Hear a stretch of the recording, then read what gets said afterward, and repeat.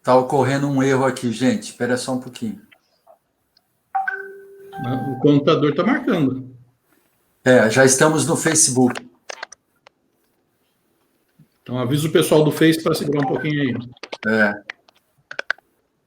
Um pouquinho só, pessoal do Facebook, para a gente sincronizar com...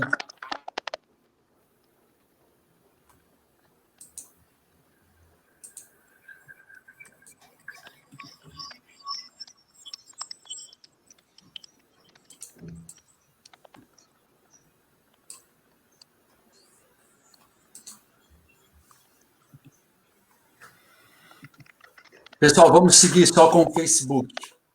Edson, deixa eu dar um aviso aqui. Nós estamos tentando colocar também, pessoal que está nos vendo pelo Facebook, nós estamos tentando colocar no YouTube, mas não estamos conseguindo. Quando conseguirmos, eu dou um toque, dou um aviso, mas já estamos ao vivo no Facebook. Então, Edson, seguimos em frente. Ok, esse foi o Boa Noite do Marçal, que é o nosso mago das mídias sociais, né? Ele sempre fala depois de mim, mas resolveu puxar meu tapete e falar antes. Muito boa noite a você que nos acompanha toda terça-feira às 8 da noite no nosso Central de Boas Novas IPCamp. Nós temos sempre uma boa nova para você, um programa que a gente sempre diz. Começamos com a ideia de manter aí uma aproximação por causa desse distanciamento provocado pela Covid-19, mas o programa foi ganhando corpo, a gente foi conseguindo entrevistados importantes com conteúdo, e o programa vai seguindo, e quando a Covid acabar, nós vamos continuar com a Central de Boas Novas IPCamp. Esse mês é um mês importante para a Igreja Presbiteriana Central de Campinas, a igreja completa 117 anos de reorganização, e também estamos celebrando 150 anos do presbiterianismo em Campinas. E para poder falar desse tema, até a minha produção colocou aqui, ó, não esquece de falar que é a história passada antiga. Então vamos falar sobre a história passada antiga. E o nosso convidado é muito especial. É o reverendo Alderi Souza de Matos.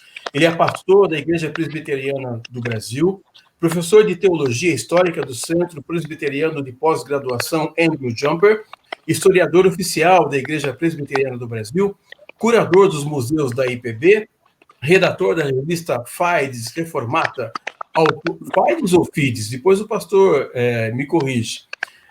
Redator dessa revista, Fides Reformata. Autor de diversos livros também. Fez mestrado e doutorado em Novo Testamento e História da Igreja nos Estados Unidos. É um prazer tê-lo conosco essa noite, reverendo Alderi. Obrigado por aceitar o nosso convite. Muito boa noite. Uma alegria estar com vocês, irmãos, nessa ocasião tão especial de comemoração de datas extremamente significativas, e estamos aqui com muita alegria para conversar a respeito da nossa história. Nosso time também sendo completado agora com o reverendo Carlos Eduardo Aranha Neto, pastor titular da Igreja Presbiteriana Central de Campinas. Boa noite, pastor. Boa noite, reverendo Alderi, boa noite, pessoal da equipe, boa noite aos facebookianos que estão conosco, mas aos youtubianos que deverão estar logo mais. Alegria em ter mais uma vez uma terça-feira para a gente conversar. Boa noite do reverendo Flávio Viola Machado, pastor auxiliar da IPCamp. Boa noite, pastor. Boa noite, Edson, boa noite, equipe, boa noite, reverendo Alderi, todos que estão nos acompanhando. Fala boa noite de novo, Marçal. Aproveita, fala da IPCamp e fala do nosso QR Code. Pois é, nós estamos com alguns probleminhas hoje. Estamos com um probleminha de áudio que eu não consegui identificar de onde é ainda. Acho que eu descobri, é o reverendo Alderi, mas eu fechei o microfone, reverendo, e daqui a pouco nós abrimos novamente para você falar.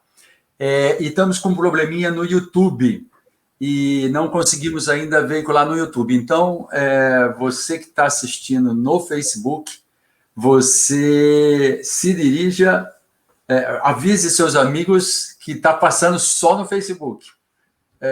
Nós não pagamos a conta do YouTube, então por isso que não deve estar indo para o YouTube. Mas é o seguinte, daqui a pouco a gente tenta acertar. E eu queria dizer uma boa noite ao reverendo Alderi. No começo da conversa aqui, antes de entrar para o ar, até mostrei o meu livro que eu comprei, do reverendo Alderi, autografado por ele. e ele falou de todos os outros livros, eu tenho mais 2 dele, e depois ele pode até falar um pouquinho dos livros dele. Mas, seguindo a ordem do Edson, que ele nos pediu para falar do QR Code, nós temos um QR Code, que é o QR Code da Associação Evangélica Assistencial, a nossa unidade de serviços, a nossa unidade social da Igreja de Campinas. As 2, e depois ele pode até falar um pouquinho dos livros dele. Mas, seguindo a ordem do Edson... Só um pouquinho, gente. O QR Code, nós temos um QR Code, que é o QR Code da Associação Evangélica Assistencial, a nossa unidade de serviços aos 2, e depois ele pode até falar um pouquinho dos livros dele. Mas, seguindo a ordem do Edson, só um pouquinho, gente.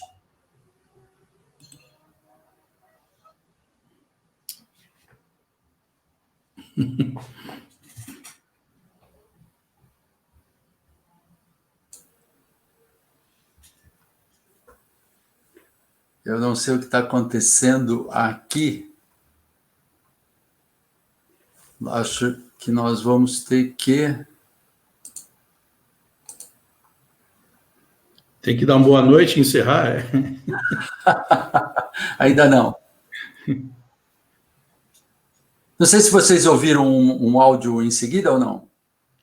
Sim, a repetição do que você já tinha falado. Exatamente. Então, entrou um stream aí no ar indevido. Mas, voltando, então, vamos falar da IA. A IA, esse QR Code aí que está na tela, que te direciona para uma página onde você pode fazer doações para a nossa associação.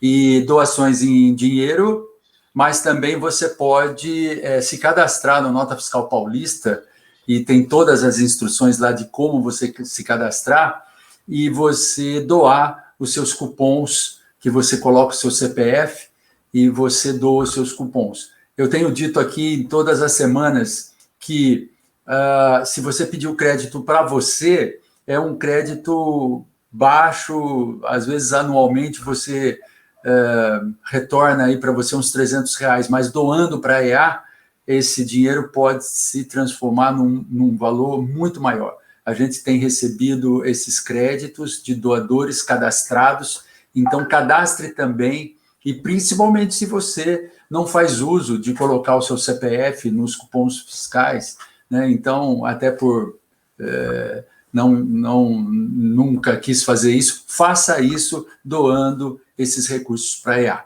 tá bom? Lá para frente a gente fala mais sobre a EA e eu vou vendo esses problemas que nós estamos tendo hoje, Edson. Segue em frente. Ok, vamos então à primeira pergunta ao reverendo Alderi. Reverendo, que facilidades o Império proporcionou para a vinda dos missionários americanos ao Brasil?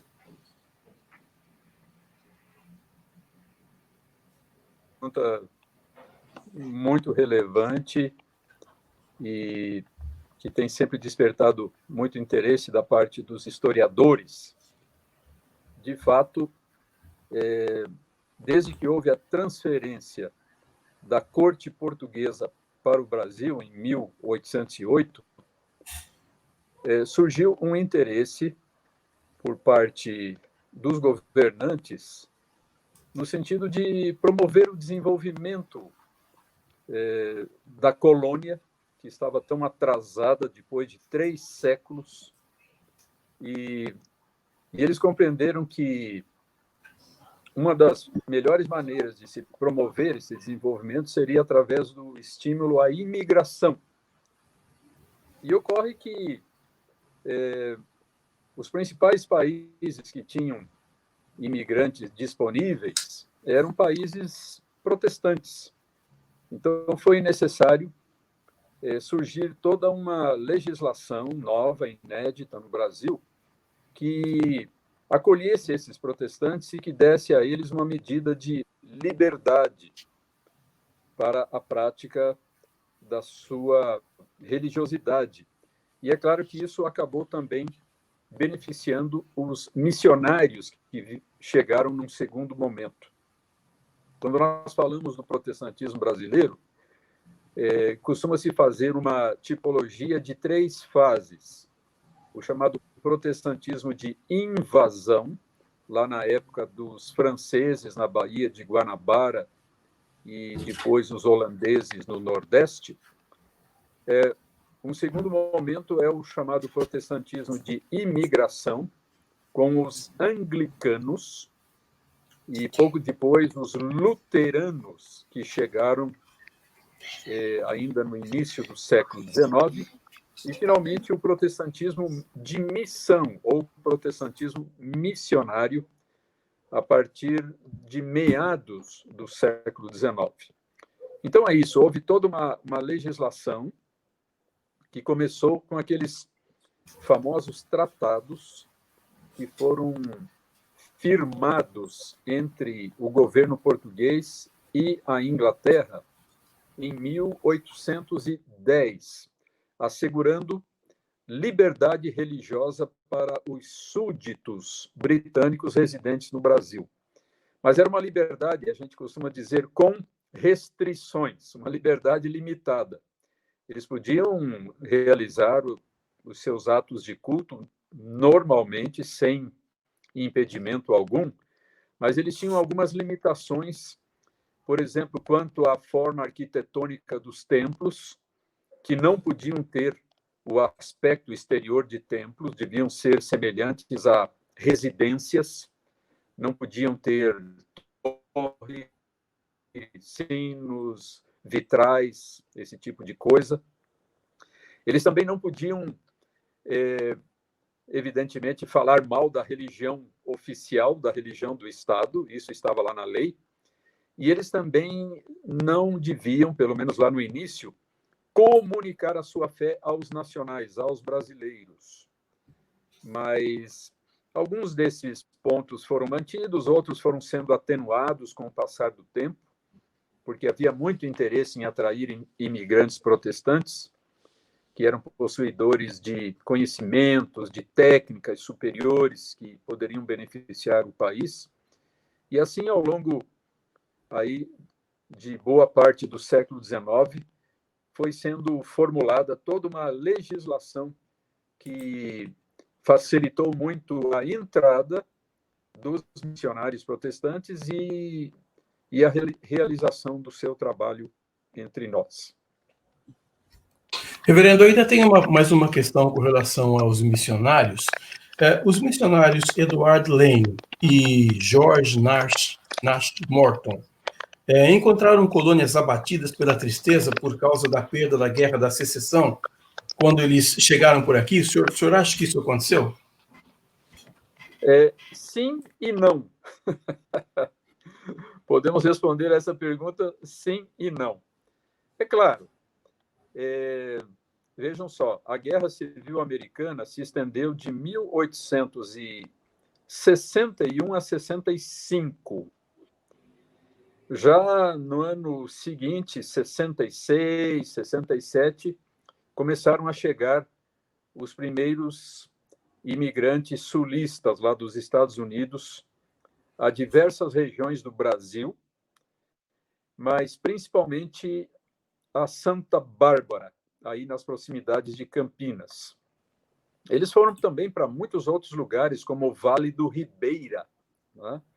Mas, finalmente, a única colônia que realmente prosperou foi a de Santa Bárbara e, algum tempo depois, a de Vila Americana.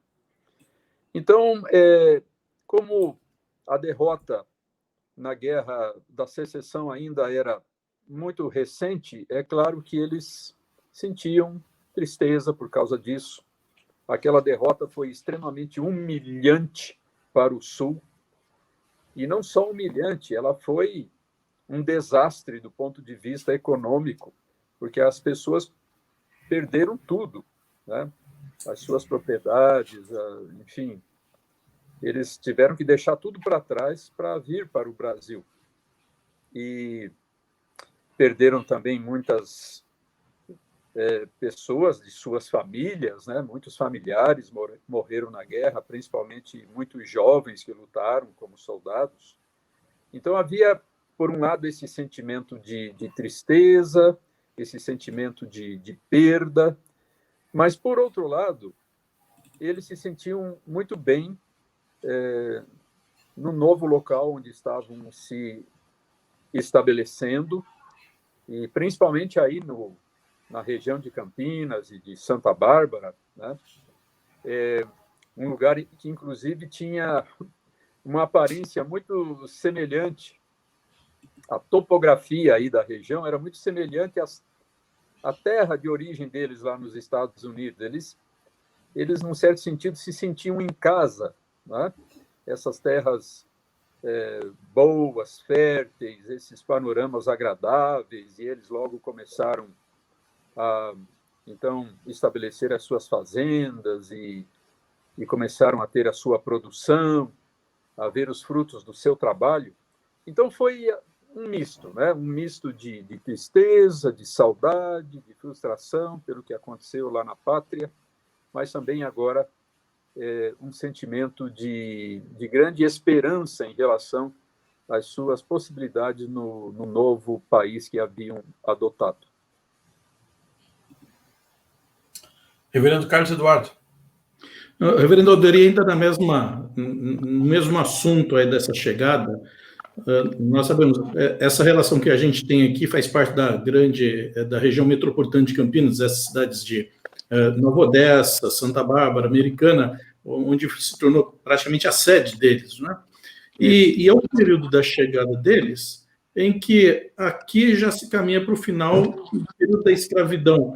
E eles saem de lá, de certa forma, frustrados, aí, decepcionados pela perda da guerra, humilhante perda da guerra, e até mesmo porque o conceito do escravagismo não é uma coisa que eles tratavam de uma forma muito tranquila.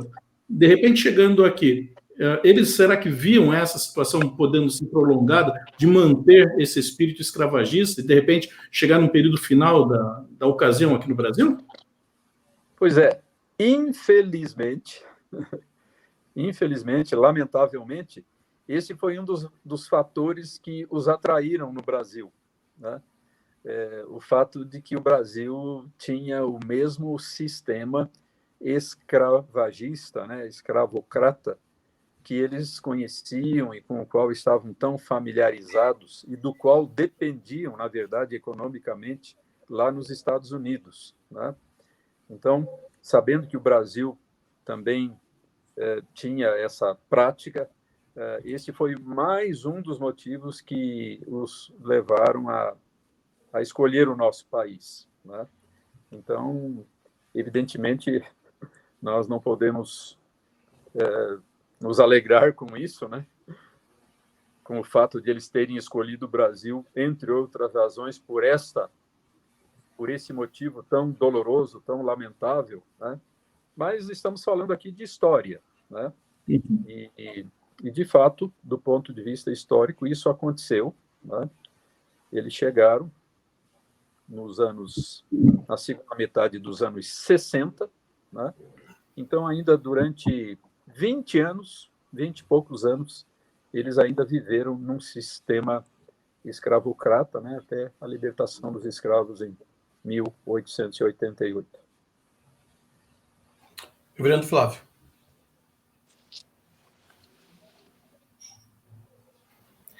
Reverendo Alderi, na sua opinião, quando a gente pensa na vinda de Simonton, né, pessoa tão importante para a nossa história, qual teria sido a motivação para que ele escolhesse o nosso país, para que ele viesse para o Brasil? Pois é, isso não está claro nos documentos lá da época. O próprio reverendo Simonton nunca se expressou, se manifestou claramente a respeito desse assunto. Ele poderia tê-lo feito, por exemplo, no seu famoso diário, né? Uhum. Esse diário que é antecedente em muitos anos à sua vinda para o Brasil e que ele manteve também durante vários anos depois que chegou aqui. Mas ele não nos presta informações que gostaríamos tanto de ter a respeito dessa questão específica. Mas podemos imaginar algumas coisas a esse respeito, né? Bom, em primeiro lugar, o fato de que, quando o reverendo Simonton foi para o seminário de Princeton, lá em Nova Jersey, ele pretendia ser um pastor mesmo nos Estados Unidos, inicialmente. Mas ainda no começo dos seus estudos em Princeton, ele, certo dia, ouviu na capela do seminário uma pregação do famoso teólogo e professor, o Dr. Charles Hodge, que falava sobre a grande urgência de se levar o evangelho aos campos missionários do exterior, às nações pagãs. E aquilo, então, fez uma transformação muito grande no coração de Simonton, porque ele desistiu da ideia de ser simplesmente um pastor, mais um, né, de tantos pastores nos Estados Unidos, e se sentiu atraído agora para o trabalho missionário no exterior. E, algum tempo depois, quando ele se candidatou a isso, junto àquela organização, a Junta de Missões de Missões Estrangeiras, né?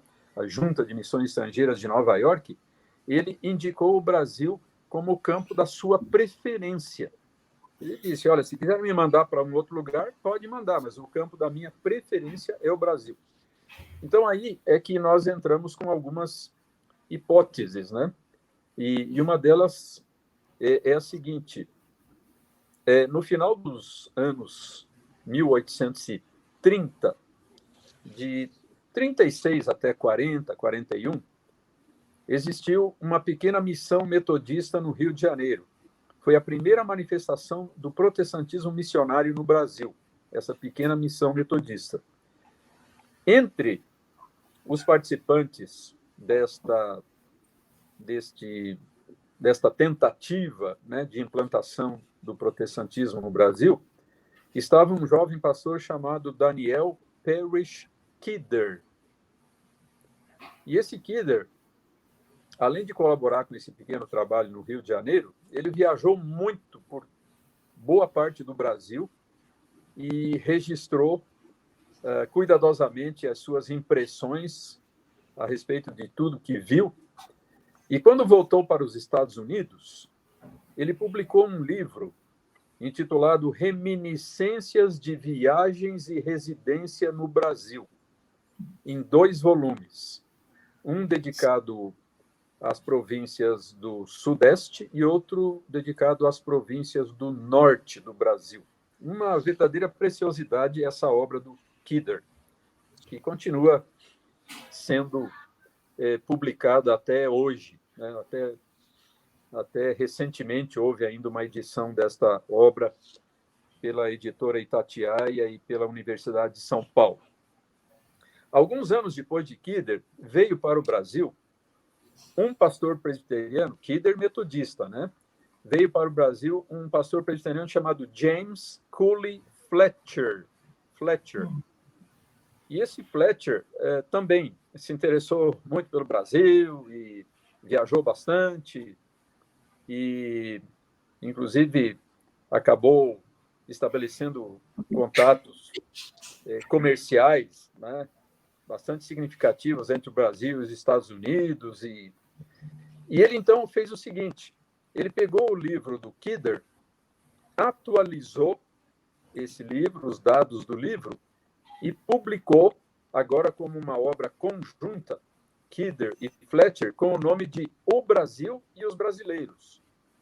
E esse livro foi publicado nos Estados Unidos na véspera da vinda de Simonton para cá. É praticamente certo que Simonton deve ter lido pelo menos esse livro, se não também o anterior, aquele do Kidder, Reminiscências, né?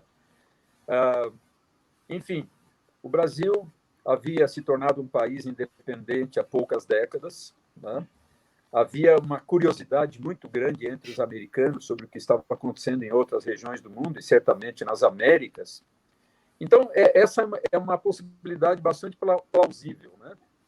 De que Simonton teria lido essas obras, ou pelo menos uma delas, esta publicada na época que ele estava no seminário de Princeton, O Brasil e os Brasileiros, isso então fortaleceu nele, despertou nele esse grande desejo de trabalhar nesse país empolgante e intrigante em tantos aspectos, sobre o qual ele estava lendo neste livro ou nestes livros. Então, essa é talvez a possibilidade mais concreta do motivo que o levou a escolher o Brasil. Tá. Falar com o Marçal, nosso presbítero Marçal, eu queria dar um pequeno testemunho aqui. Uma das grandes alegrias que eu tive na vida foi conhecer essa capela aí que o senhor mencionou, lá na Universidade de Princeton, onde o Simonton ouviu esse sermão aí. É uma coisa realmente emocionante. Marçal. Eu estive lá também alguns anos atrás e gostei muito de conhecer esse local.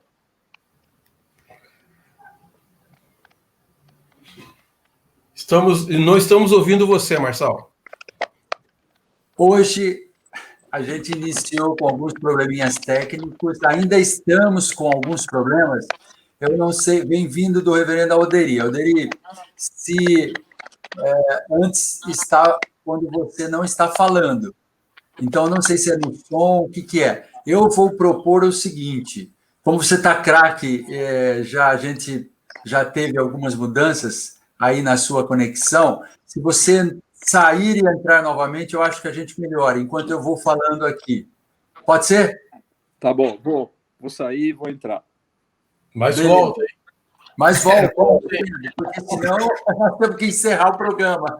Volta, pelo amor de Deus. Hein? Tá bom. Vai e volta. Com licença. Com licença, reverendo. Ok. Enquanto o reverendo resolve o probleminha lá, nós só dizendo que resolvemos o problema do YouTube, não estava sendo veiculado, agora já está sendo veiculado, já entrou aí mais de 15 pessoas, algumas pessoas já dando o nosso alô, o nosso boa noite, etc. Não temos nenhuma pergunta ainda, talvez até por esses probleminhas técnicos que nós tivemos, Edson. Então, eu vou aproveitar e falar um pouquinho mais da EA, pode? Pode falar. Então, este banner que a gente coloca, e colocando o QR Code aqui, na semana passada alguns me perguntaram que ou não estava conseguindo e tudo mais. Então, fica fácil também se você digitar isso daqui no teu celular ou no teu computador, no teu navegador, e você vai, então, para a mesma página. O QR Code te direciona automaticamente para essa página aqui, mas você digitando, você vai para lá. Eu vou pedir encarecidamente a todos os membros da IPCamp, aqueles membros que um dia fizeram o seu cadastro, que revisem se não expirou a entidade para quem você está fazendo a doação. Antigamente, hoje já a Secretaria da Fazenda já colocou uma forma que não expira mais, mas até o ano passado expirava em 1 ano. Então, este ano agora, de 2020, nós tivemos vários doadores que expiraram. Então, talvez ele nem esteja sabendo, está colocando lá o CPF nos cupons fiscais e não está, esse dinheiro, esses valores, esses créditos não estão sendo doados para a EA. Nós caímos o ano passado de 200 doadores para 160. Nós perdemos 40 doadores. Então, eu tenho quase certeza que são doadores que expiraram aí. Nessa página tem exatamente as dicas de como você fazer o cadastramento e também renovar o seu cadastramento. Tá bom? Eu vou colocar novamente o reverendo Alderi, que voltou, mas continua com um barulhinho, eu não sei do que é e nós não sabemos e vamos ter que talvez prosseguir assim, reverendo. Tá bom, Edson? Vamos seguir? Ok. Vamos seguindo. Parece que agora reverendo... um pouco menos, né? Um pouco menos, isso, exato. Reverendo Alderi, além da pregação do Evangelho, na sua opinião, qual é um grande legado que o presbiterianismo tem deixado aqui no Brasil? Seria na área de educação? Certamente, né? A gente sempre fala que o principal legado foi evangelístico, foi a plantação de igrejas, foi a criação de toda uma denominação, né? E, na verdade, mais de uma, né? São vários os ramos do presbiterianismo brasileiro, mas depois disso, o grande legado, sem dúvida nenhuma, foi e continua sendo até hoje na área da educação, porque os presbiterianos, por muitas razões, sempre valorizaram essa área, desde a época de Calvino, desde a criação lá da Academia de Genebra, em 1559, e depois tantas outras escolas na Europa, nos Estados Unidos, aquelas grandes universidades como Princeton, Yale, Harvard, todas elas criadas por calvinistas, né? E aqui no Brasil, então, tanto escolas pequenas, as chamadas escolas paroquiais, anexas às igrejas, em grandes centros, no interior, quanto aquelas escolas de maior expressão que os presbiterianos criaram em muitas regiões do Brasil. E os exemplos são bastante numerosos, né? Por exemplo, lá em Pernambuco, o Colégio 15 de Novembro, lá na cidade de Garanhuns. Em Natal, houve o Colégio Americano durante algum tempo. A mesma coisa também em Sergipe, tanto na capital como no interior.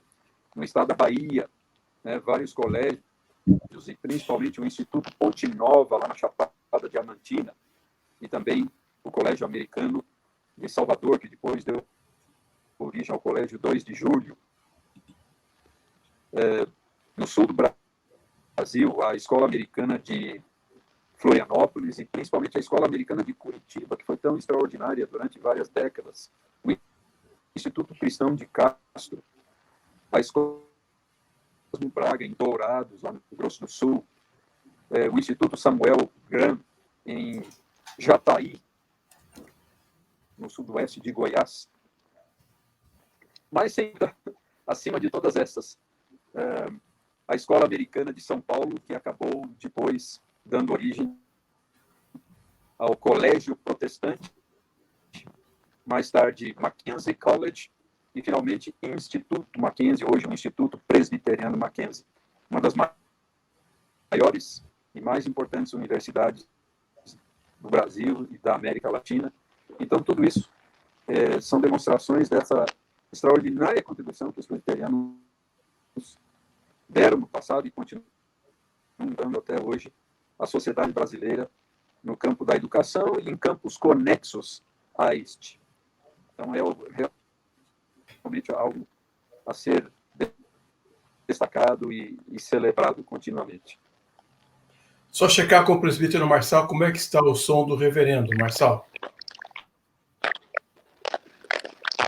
O do Marçal tá ruim, que a gente nem ouve.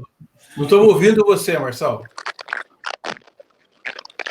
E hoje nós estamos atrapalhados aqui, desculpem a audiência. Mas, assim, começou muito bom o som do reverendo. Aí, a hora que ele começou a falar, eu acho que ele falou lá de Garanhuns, e tem uma pessoa aqui que dá aula lá, então já ficou ruim de novo.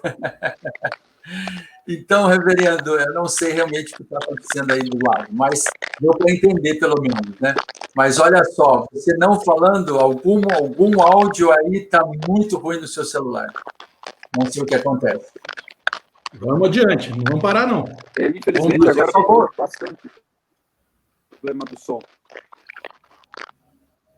Só vou fechar aqui o som que vem do reverendo enquanto ele não estiver falando.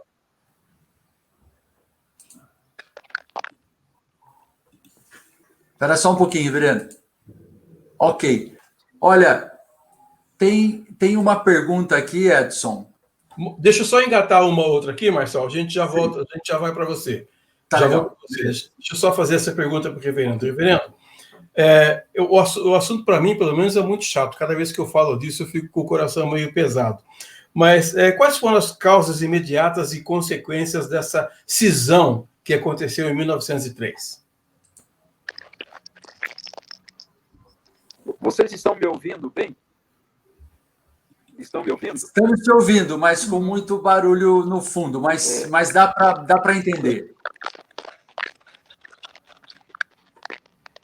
As causas imediatas da cisão de 1903, irmãos, elas sempre são apontadas pelos historiadores como tendo sido três. Três causas, são as famosas questões. A questão missionária, a questão educativa e a questão maçônica. A questão missionária era a seguinte: quem que iria ficar à frente da igreja? Os missionários, que foram os pioneiros, os fundadores, ou agora os líderes nacionais que estavam surgindo, os pastores brasileiros? A presença dos missionários nos presbitérios acabou se tornando um problema, né, uma situação constrangedora para os pastores brasileiros. Porque, evidentemente, os missionários, pelo fato de terem os recursos, eles acabavam exercendo uma influência desproporcional ao seu número e não dando espaço suficiente para os líderes brasileiros na tomada das decisões e na definição das prioridades. Então, essa foi a questão missionária, né? Aquele sentimento de que estava na hora de os missionários se afastarem dos concílios brasileiros, deixarem de ser membros dos presbitérios brasileiros, para que os líderes nacionais tivessem mais liberdade de ação. A segunda questão, a questão educativa,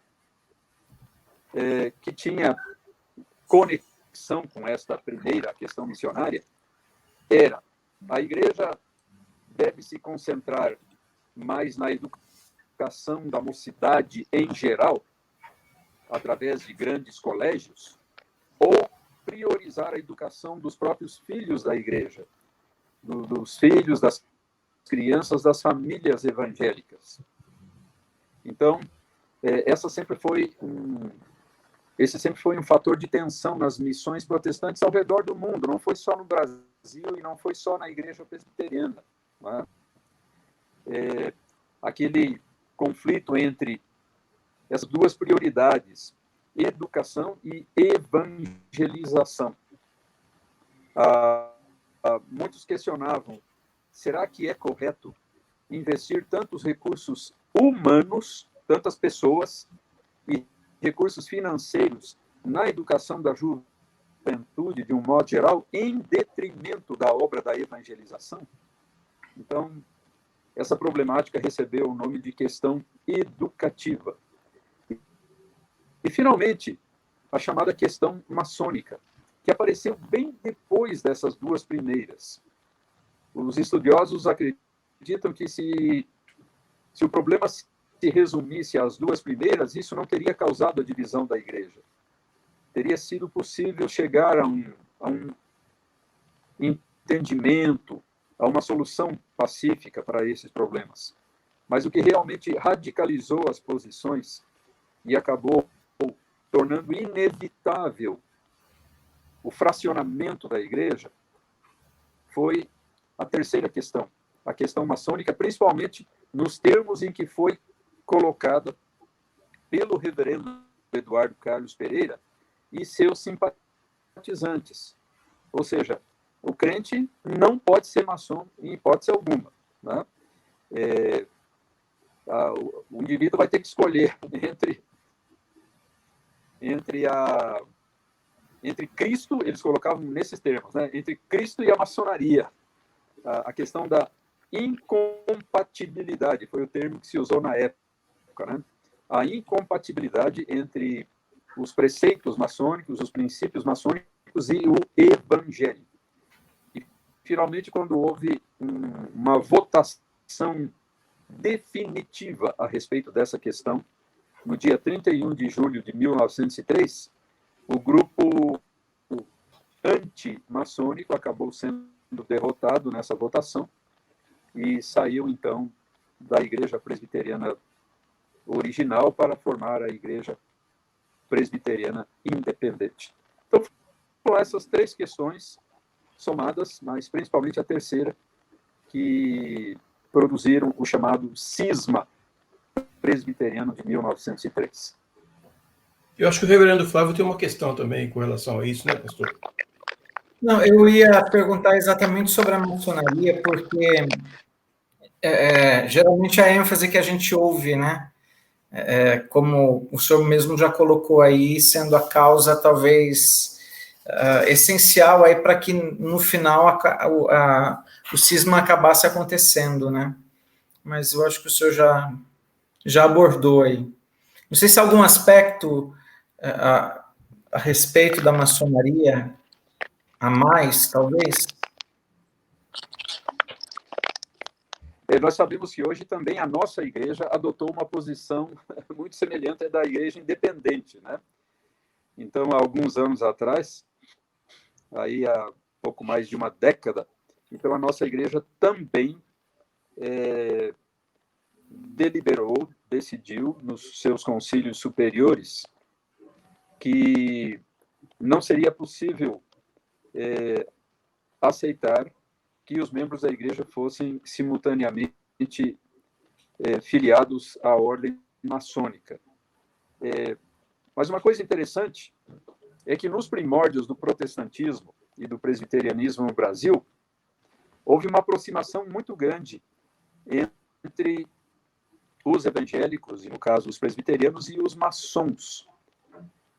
Muitos dos primeiros crentes presbiterianos do Brasil eram maçons, tanto, entre aspas, leigos, quanto pastores.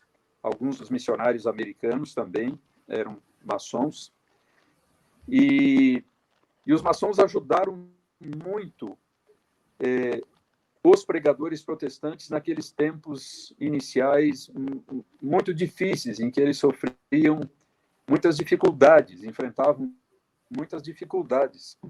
Era comum, por exemplo, um pregador protestante chegar a uma cidade do interior do Brasil e não encontrar nenhum lugar disponível para pregar. As pessoas, sabendo que se tratava de um pregador protestante, elas simplesmente se recusavam a alugar qualquer espaço para esses pregadores. E então, os únicos lugares que eles conseguiam para realizar as suas prédicas eram as lojas maçônicas. Eles se aproximavam do líder maçônico local e, geralmente, ele, sem maiores dificuldades, disponibilizava aquele espaço para eles realizarem os seus cultos. Então, esse foi um aspecto interessante. Isso aconteceu, por exemplo, na minha cidade, no Paraná, a cidade de Guarapuava. Isso aconteceu aqui no norte de São Paulo, na cidade de Cajuru, lá perto de Ribeirão Preto. A cidade da família Riso, né? Do grande reverendo Miguel Riso Júnior, cujo pai, Miguel Riso, era exatamente o chefe da maçonaria lá na cidade de Cajuru. E, além disso, em muitas ocasiões em que os protestantes sofreram ameaças, sofreram manifestações de intolerância, eles receberam a solidariedade de elementos maçônicos, principalmente indivíduos assim mais influentes, mais destacados na sociedade. Eles se manifestaram no parlamento, se manifestaram na imprensa, defendendo os evangélicos e protestando contra essas manifestações de intolerância que eram sofridas por eles, né? Então, por isso, os historiadores falam até numa espécie de uma aliança protestante-maçônica que houve naqueles primeiros tempos do protestantismo no Brasil, né?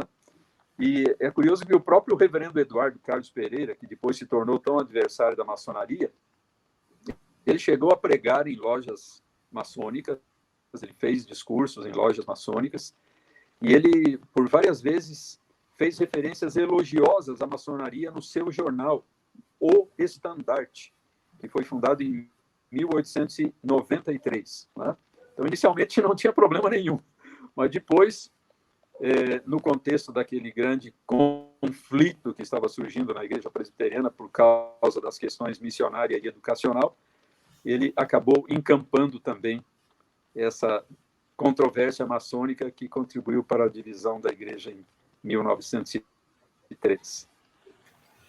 Pedi só licença para o reverendo Carlos Eduardo, só para a gente dar uma passadinha na audiência, pastor Carlos Eduardo, o senhor já faz a sua pergunta para o reverendo Alderi. Marçal.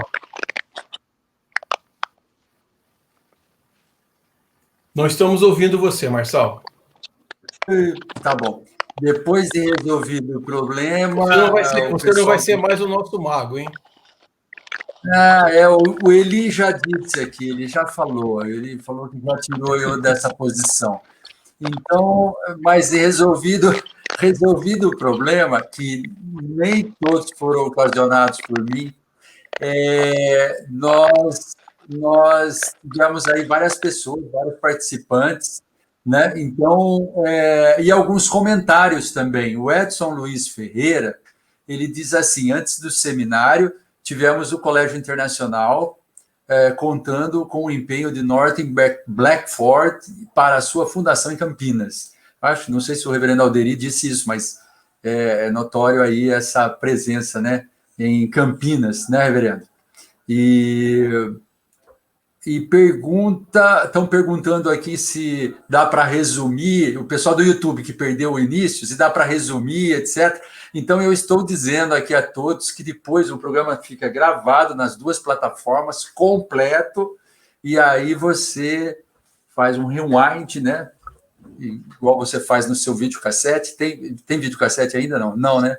E você volta e assiste desde o começo. Tá bom? Ele vai perder mesmo essa função de mago. Agora foi essa. Mas o termo é o mesmo. Depende do que você está fazendo rewind, ou seja... Não é rewind. Você tem que falar assim, volta para trás, volta para trás. Se é da fita ou se é do streaming que a gente está hoje passando, né? Hoje só existe streaming. Os bebês aí já nascem sabendo o que é streaming. Eu tenho um aparelho de som aqui do meu lado, é um 3-em-1. Ele toca disco, AM, FM, e no toca-fita tem aqui, ó, rewind. Tem sim. Exato. Exatamente. Do Oba-Bó. Isso é uma relíquia. Carlos Eduardo, sua pergunta. Só uma informação. O tempo que eu estive lá no Espírito Santo, a igreja de São José do Calçado tem uma relação grande com a maçonaria, porque foi a primeira igreja, o presbiterismo chegou no Espírito Santo, lá em São José do Calçado, né?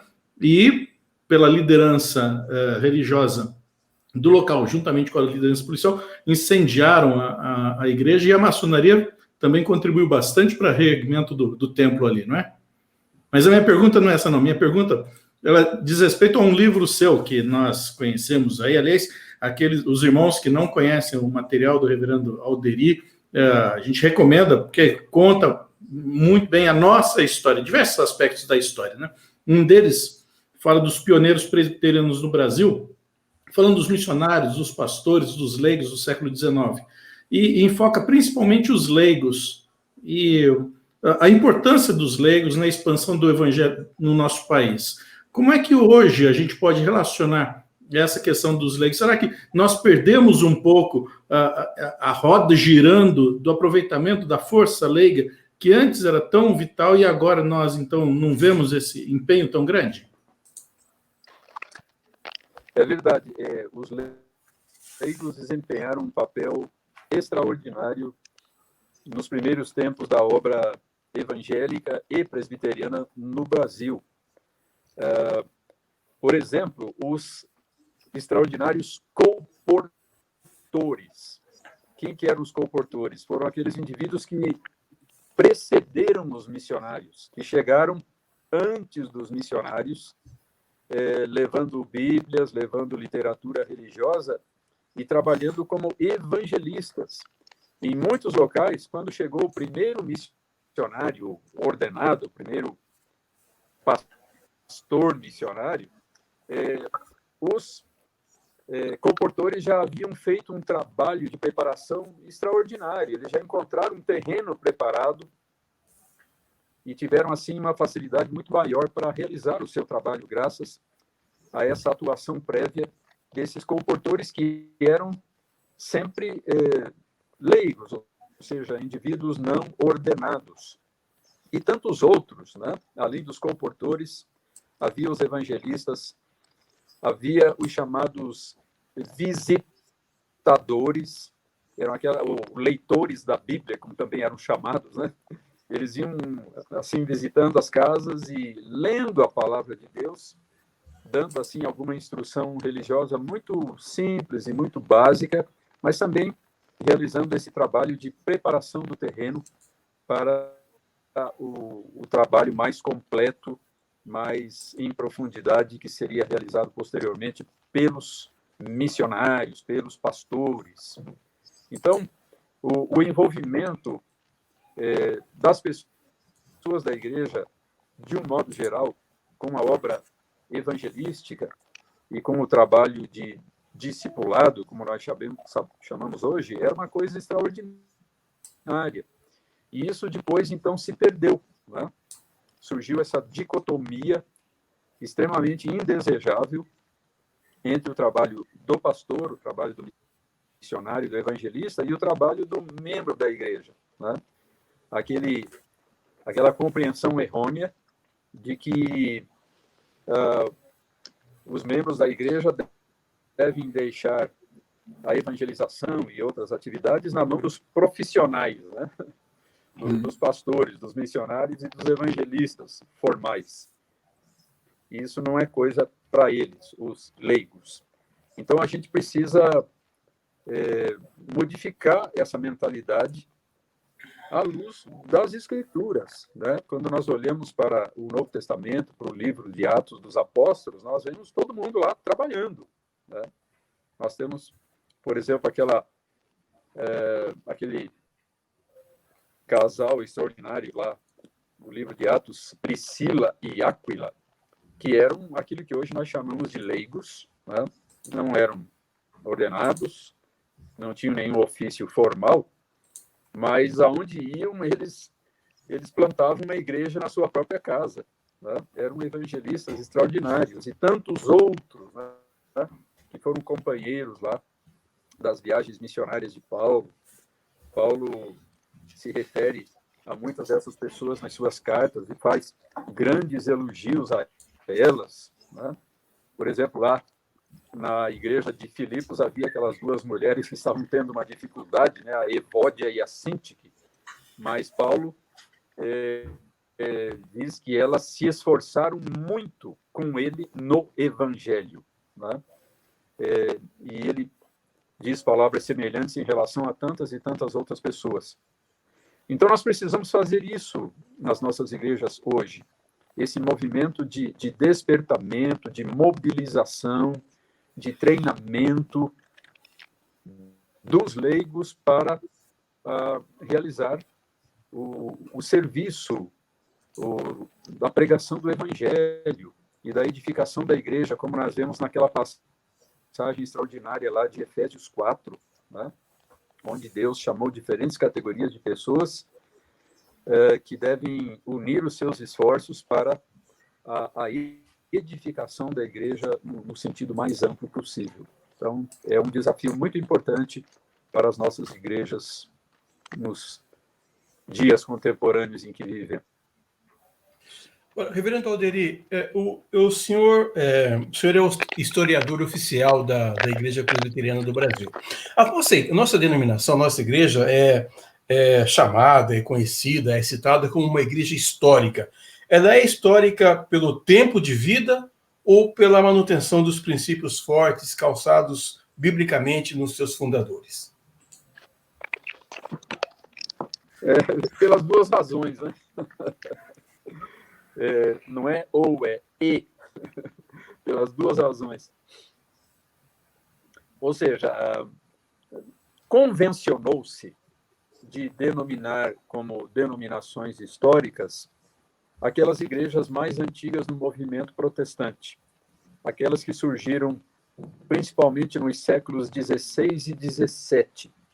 São as denominações históricas. Então, a igreja luterana, a igreja anglicana ou episcopal, a igreja congregacional, um pouco depois a igreja metodista, a igreja menonita, né, dos irmãos menonitas. Então, essas são as denominações históricas. A igreja batista, né, os batistas surgem a partir do movimento puritano, lá na Inglaterra, no século XVI e segunda metade do século XVI, primeira metade do século XVII.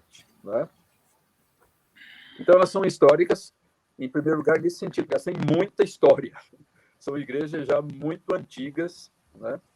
São igrejas lá dos primórdios do movimento protestante, ou seja, 350, 400, 450 anos atrás, 500 anos até, no caso dos luteranos. Né? Mas elas são históricas também por causa da grande valorização que elas atribuem à história.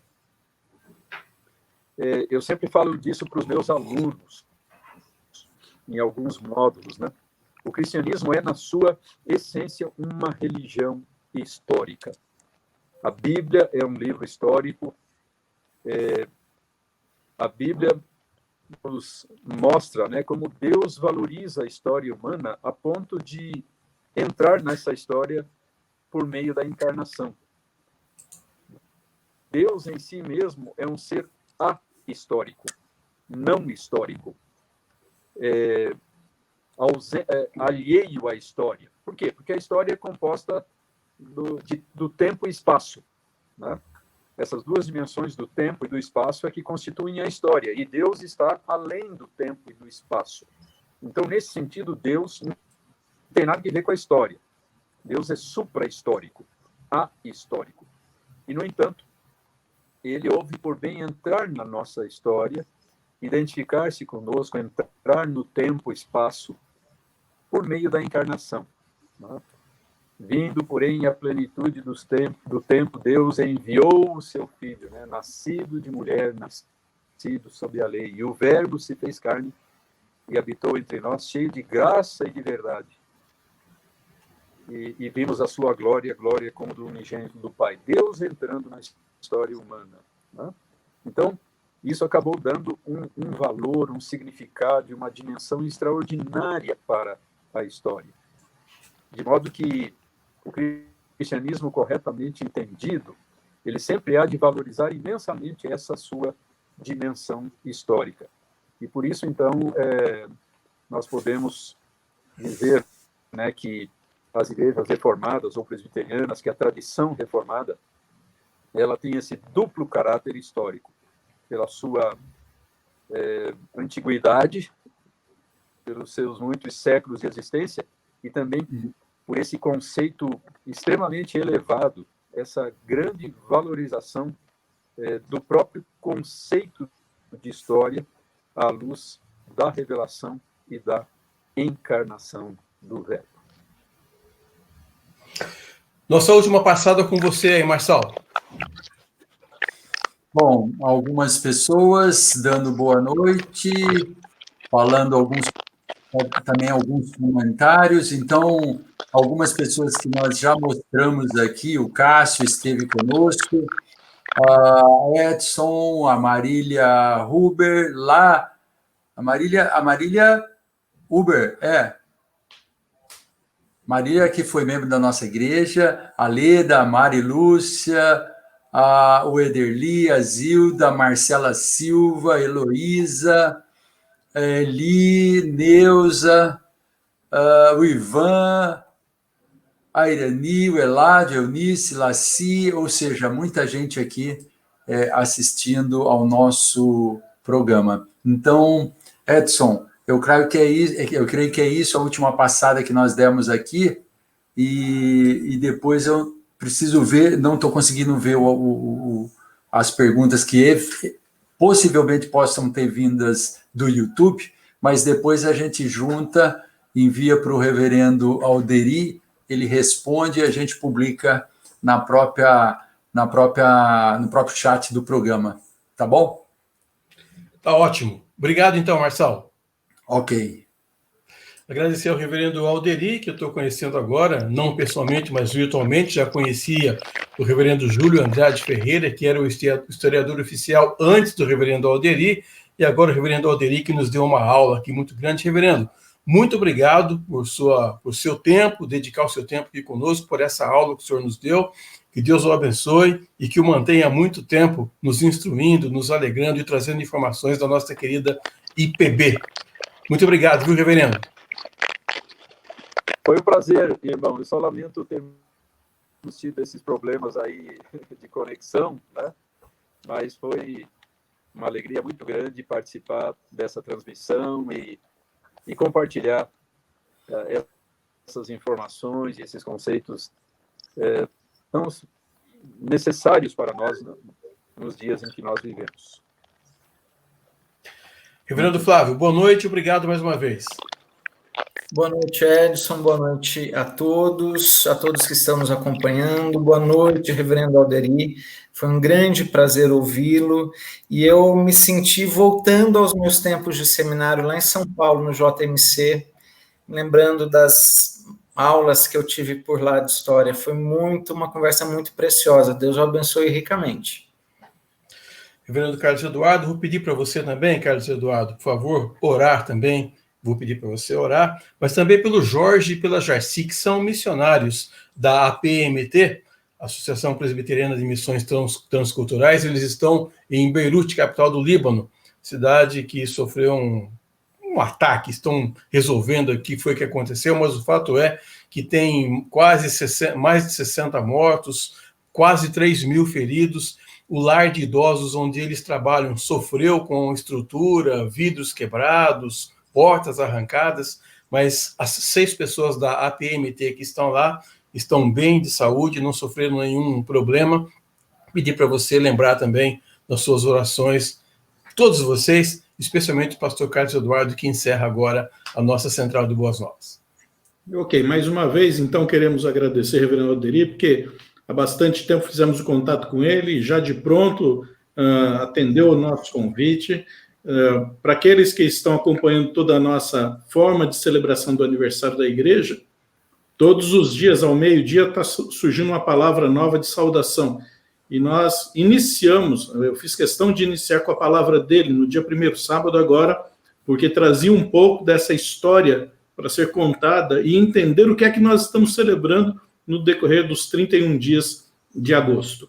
Então, as duas datas, os 150 anos, e nós, então, celebramos a chegada do presbiterianismo com Edward Lane e George Morton, e depois com a cisão, com o cisma de 1903, os 117 anos de uma reorganização. Interessante que quando ele fala da data, isso aconteceu no dia 31 de julho de 1903, e o primeiro registro da reestruturação da igreja se dá no dia 9 de agosto, ou seja, não chegou a ter 10 dias, e aqueles irmãos preciosos, 7, 9 irmãos aí, conforme o registro que nós lemos, nos ajudam a manter a Igreja Presbiteriana de Campinas em pé, e hoje nós estamos, então, celebrando essas datas importantes, vendo o avanço da Igreja do Evangelho em várias cidades por aqui. Por isso que o lema que nós sempre temos usado, o versículo que serve para a nossa boa nova, é aquele de 2 Coríntios 5, 4, que fala assim: pois não pregamos a nós mesmos, mas a Cristo Jesus, o Senhor. A igreja tem vivido assim, e por causa dessa pregação que tem se mantido.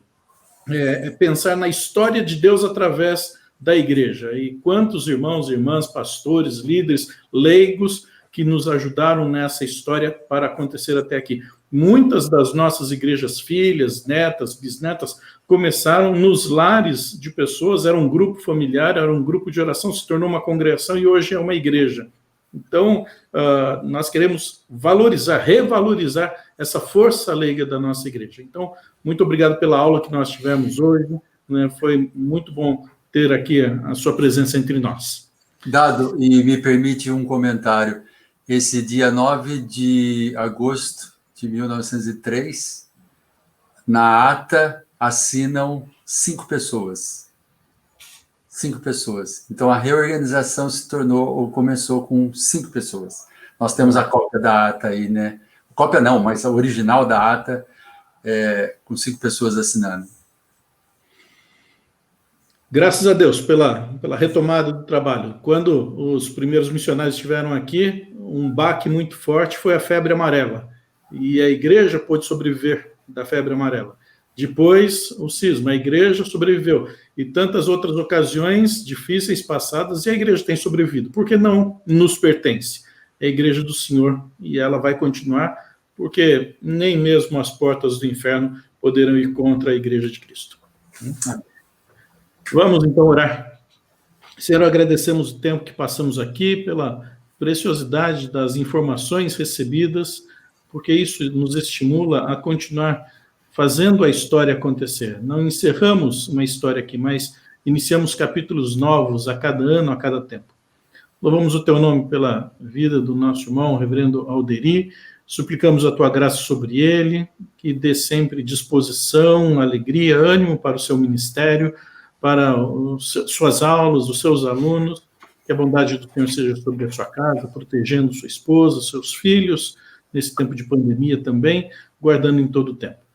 Oramos da mesma forma, intercedendo pelos nossos irmãos que estão no Líbano, em especial da agência de missões da nossa igreja, aqueles 6 irmãos que estão lá.